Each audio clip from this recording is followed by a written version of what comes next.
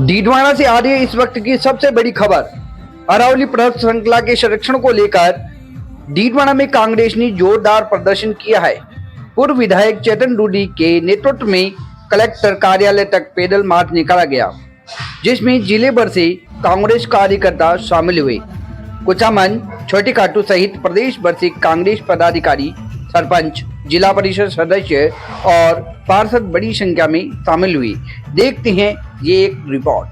Congress party को जिले को कोई प्रोग्राम हुए तो आपने डीडवाने का लोग भी बढ़ चढ़ हिस्सों लेवे भी कि मैं बार मन केवा भी आ कि साहब वो कहीं क्यों कि आपा हमें क्यों आपने जिम्मेदारी बने और कांग्रेस पार्टी को जट कटे भी आदेश में भी नापा बदस्तूर पालना कर जत्ती ज्यादा मेहनत वे बत्ती मेहनत कर पाछी कांग्रेस पार्टी की जगह बात है बा लोगों के आपने जिम्मेदारी बने।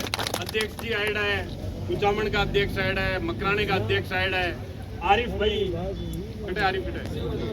आरिफ आपने बीच में जो बार अल्पसंख्यक जिला अध्यक्ष। तो राजस्थान की लगभग 90% अरावली पहाड़ खत्म हो जाएंगे। जो ये पहाड़ है वो एक अरावली पहाड़ ही नहीं है बल्कि एक राजस्थान की जीवन रेखा है और यहाँ की जो भविष्य की पीढ़ी और वर्तमान की पीढ़ी के लिए ये एक भविष्य है के द्वारा पूरे हिंदुस्तान में अरावली बचाओ के लिए पूरे जिला हेडक्वार्टरों पर प्रदर्शन किया गया है। प्रदेश कांग्रेस कमेटी के आह्वान पर संपूर्ण भारत में जिला हम लोगों ने बहुत सालों से ये पढ़ा, सीखा, समझा कि हमारे जंगल, हमारे पहाड़, हमारी नदियाँ और हमारे जो गांव हैं इनको हमें संरक्षित रखना है और इसका प्रयास हमारे बुजुर्गों ने किया और लगातार हमारी कई पीढ़ियां इसको सींचती आई है। इनका ये जितनी भी संपदाएं हैं इनको बचा के रखा। लेकिन आज जब भाजपा की सरकार केंद्र में है या राजस्थान में है तो ये देखने को आ रहा है कुछ ऐसे फैसले आ रहे हैं जिनकी वजह से अरावली अगर उनको लागू कर दिया जाए तो लगभग बर्बादी की स्थिति में पहुंच जाएगी। अरावली पर्वतमाला ही खत्म हो जाएगी।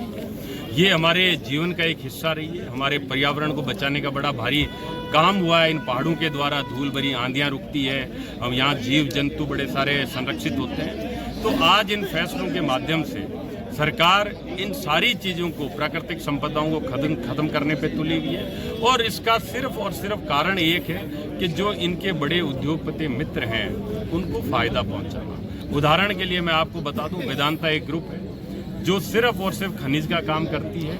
उन्होंने भाजपा को 226 करोड़ रुपए का चंदा दिया है, ऑन रिकॉर्ड है, उनको फ़ायदा पहुंच रहा है। रैमको करके एक ग्रुप है जो सीमेंट का काम करती है, उसने चंदा दिया, उसको फ़ायदा पहुंच रहा है। वंडर सीमेंट चंदा दे रही है भाजपा को, उसको फ़ायदा पहुंच रहा है। ये सारी की सारी चीज़ें ये बिल्कुल स्पष्ट कर देती है कि भाजपा सिर्फ और सिर्फ कुछ पैसे वाले लोगों के हाथों में खेल रही है। इनको इससे कोई फर्क नहीं पड़ता कि देश को कितना नुकसान हो रहा है, पर्यावरण को कितना नुकसान हो रहा है, गरीब आदमी को कितना नुकसान हो रहा है। हमारे यहीं पास में गांव है कोलिया, छोटी खाटू, सिलिकोसिस के इतने वहाँ मरीज मिलते हैं, लोगों की वहाँ पे जान चली जाती है सिर्फ और सिर्फ जो अवैध खनन होता है उसकी वजह से। और भाजपा की सरकार उसको बढ़ावा दे रही है। मैं आप लोगों के माध्यम से, हमारे विरोध के माध्यम से सरकार को चेताना चाहता हूं कि आप लोग ये गलत काम कर रहे हो, इसको रोका जाए और लोगों का जो आने वाली पीढ़ियों का जीवन बर्बाद ना हो इसके लिए उचित और सही कदम उठाएं।